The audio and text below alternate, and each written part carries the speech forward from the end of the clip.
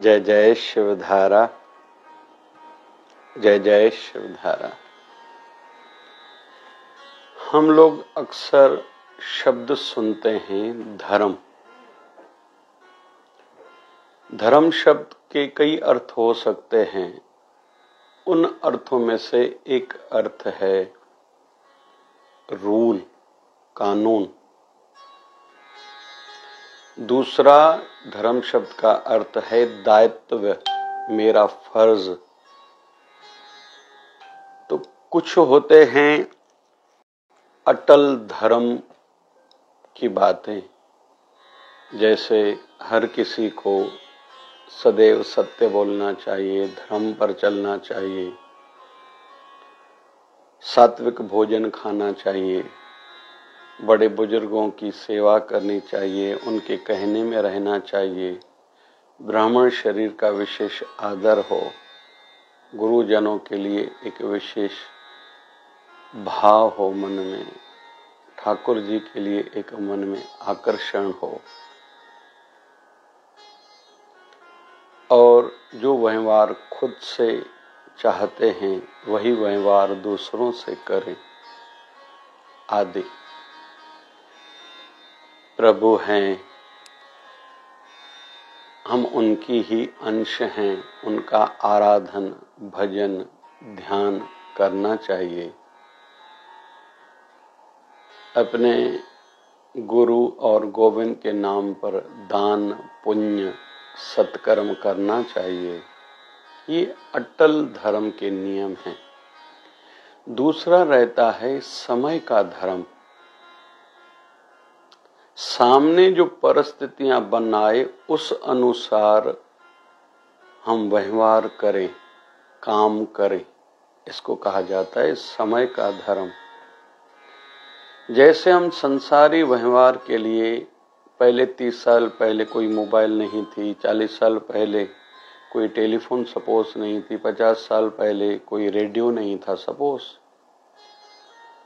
अभी ये चीजें आई हैं, इसका हम लोग इस्तेमाल कर रहे, यूज कर रहे हैं। अभी एसी का यूज कर रहे हैं, गीजर का हम ठंडी के दिनों में यूज कर रहे हैं, हीटर का यूज कर रहे हैं। तो युग के हिसाब से जो युग धर्म है, जो चीजें सामने आई हैं, हम उसका उपयोग कर रहे हैं, लाभ ले रहे हैं। वैसे ही समय समय पर समय धर्म या युग धर्म भी बदलता है। और जो युग धर्म हो, समय धर्म हो, सामने जो कार्य बन आए उस समय हमें क्या करना चाहिए, कैसे करना चाहिए, कितना करना चाहिए, जो जानकारी रखता है, समझ रखता है और वैसा करता है, वही सच्चा ज्ञानी, वही सच्चा समझदार, वही सफल सक्सेस व्यक्ति। जैसे व्यवहार जगत में धंधे वाले भाई या बड़े बड़े जो धंधे करते हैं, सामने कोई अपॉर्चुनिटी आई, अवसर आया, तो जिनको वो अवसर समझ में आया वही आगे जाते हैं। जैसे एक सेठ जी कहीं जा रहे थे धंधे के कारण परदेश। 3 नौकर थे, तीनों उनको बहुत सेठ के लिए ईमानदार थे और सेठ को भी उन तीनों के लिए विशेष एक आदर था। तीनों को 5-5 मुहरें, उस समय की बात है, पुराने जमाने की, या सिक्के कहें, आज के जमाने की बात कहें, या आज के नौजवान समझें तो 500-500 दिए तीनों को और कहा कि इनका कदर करना, ध्यान रखना। सेठ तो चले गए। जो पहला वाला नौकर था उसने कहा, सेठ ने कहा इसकी कदर करना, तो घर गया, एक रेशमी वस्त्र में लपेटा, घर के मंदिर में रख दिया और सवेरे शाम अगरबत्ती जलाता है, वास धूप करता है, देखने जाता है, मतलब दर्शन करता है। वाह भाई वाह, सेठ के पैसे का कदर करना क्योंकि सेठ जी ने मुझे दिया था। दूसरे व्यक्ति ने ध्यान रखा कि कदर करना मतलब इसको खर्च नहीं करना है, संभाले रखना है, उसने ऐसा किया। और तीसरे व्यक्ति ने उससे धंधा किया। सेठ समय के बाद लौटा, पहले वाले से पूछा मेरे पैसों का कदर किया? बोले हाँ किया। कैसे किया? बोले चलो मंदिर में दिखाया, रेशमी वस्त्र में लपेटे हैं, अगरबत्ती बोले रोज करता हूँ, दर्शन करने हेतु प्रणाम करने हेतु आता हूँ, मेरे सेठ ने मुझे दिए थे। दूसरे से पूछा भैया मेरे पैसे का कदर किया? बोले हाँ कदर किया। लाभ लिया? बोले हाँ लाभ लिया। बोले क्या? बोले संभाल के रखा है, इसको खर्च नहीं किया। तीसरे से पूछा तूने मेरे पैसे का कदर किया? बोले हाँ किया। बोले क्या किया? बोले मैंने धंधा किया। बोले फिर? बोले अभी 500 के मैंने 5000 बनाए हैं, सेठ को हाथ में दिए।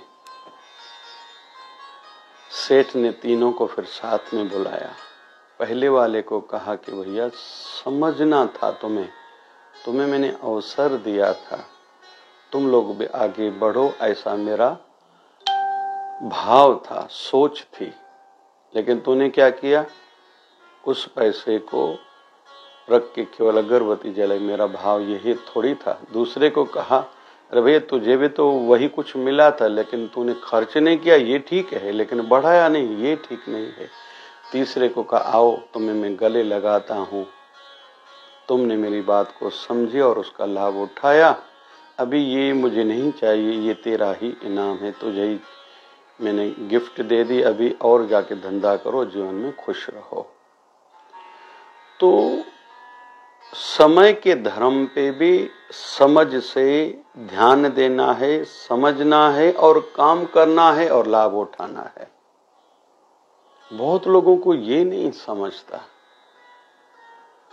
जैसे हम लोग वेस्ट बंगाल का उदाहरण देता हूं, मुझे अच्छा लगता है। ईश्वर चंद्र विद्यासागर ने देखा था हमारे क्षेत्र में उस समय में लोगों के पास पैसे नहीं है, गरीब पढ़ नहीं सकते, तो उन्होंने उस पर बहुत काम किया था। नाइट स्कूल्स खोले थे, बाल विवाह बहुत हो रहे थे, छोटे छोटे बच्चों के विवाह बचपन में कराए जाते थे। उन्होंने इस परंपरा को तोड़ने के लिए बहुत काम किया। हालांकि इन दो कारणों से, विशेष तौर पर बाल विवाह के कारण, उनको बहुत विरोध समाज का झेलना पड़ा था, लेकिन उन्होंने झेला था।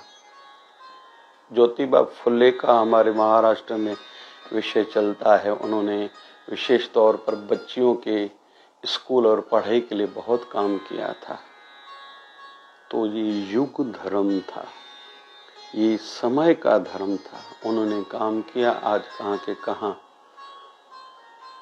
पढ़ाई में बच्चियां पहुंच चुकी हैं।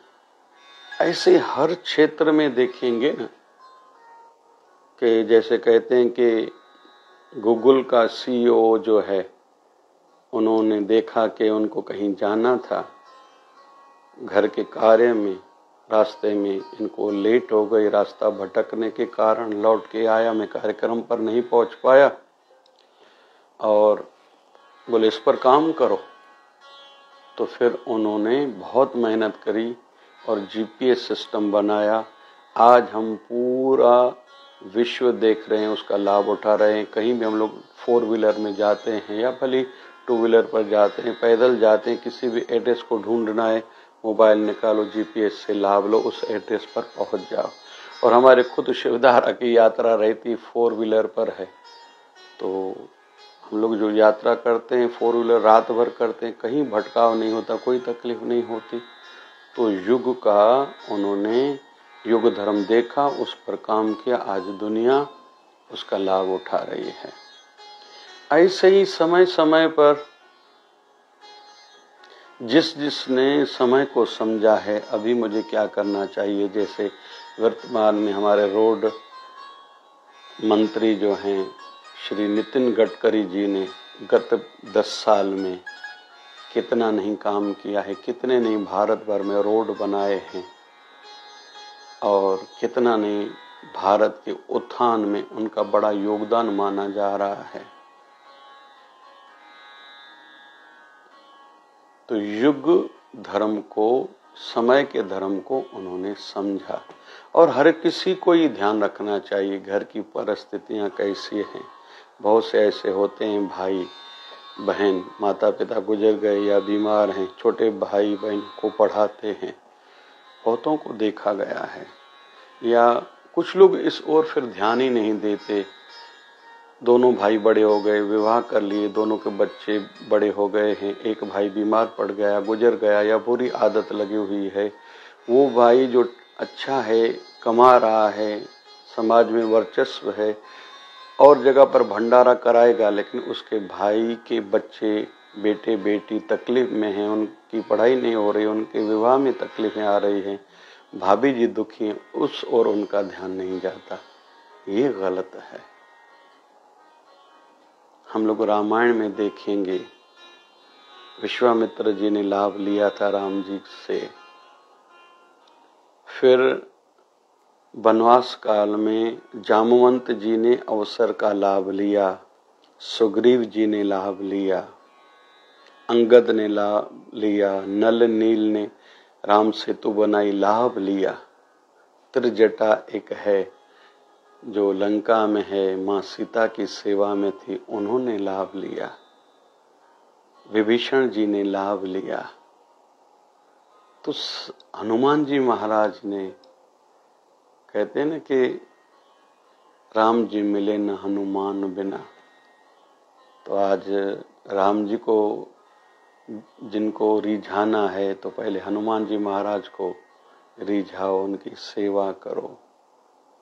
भले मंगल दोष लगा हुआ है ना, मंगलवार को हनुमान मंदिर में दर्शन करके और सिंदूर चढ़ा के और मंगल दोष से छुटकारा। जिनको बल बुद्धि चाहिए, जिन पर भूत प्रेत का साया है, हनुमान जी महाराज की शरण में जाए। संकट ते हनुमान छुड़ाए, जिनके जीवन में कोई संकट है, हनुमान जी महाराज की शरण में जाए। तो इतने सारे हनुमान जी महाराज के आराधन करने से, पूजन करने से लाभ हो रहे हैं। ये क्यों हो रहे हैं? उन्होंने समय का धर्म समझ के सेवा की थी।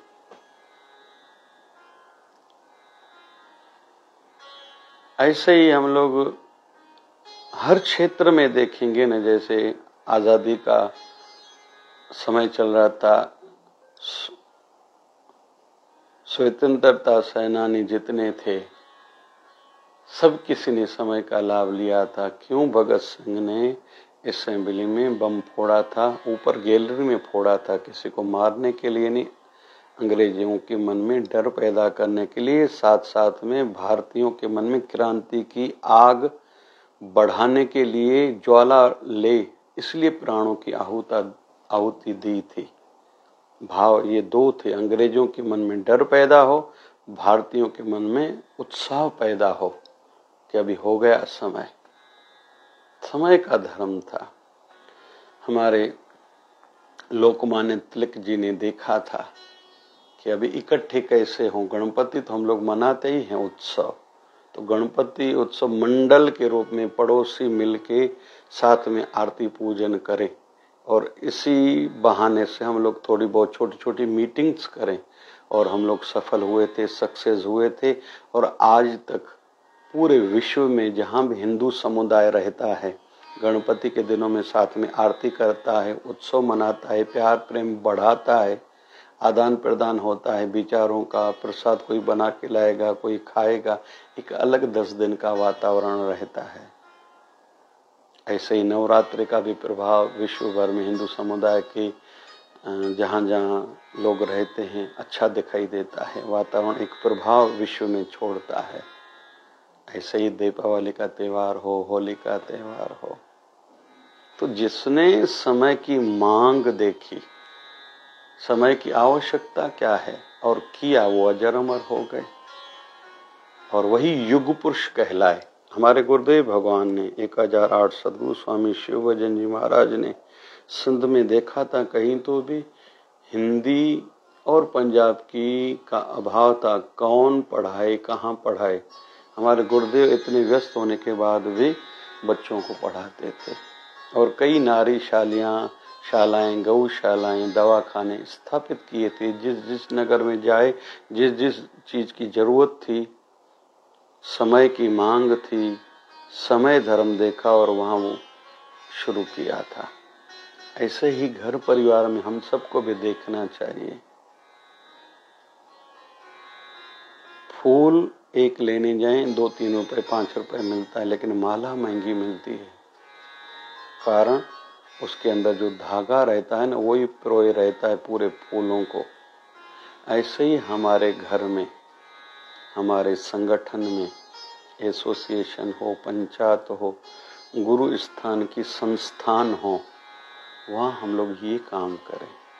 काम करने वाले वैसे बहुत रहते हैं, वो सब कैसे एकता के धागे में मिलके काम करें, टीम वर्क करें और कार्य ज़्यादा से ज़्यादा मिले और तकलीफें कम से कम हो, ये हम सबको समझदारों को कार्य करना चाहिए।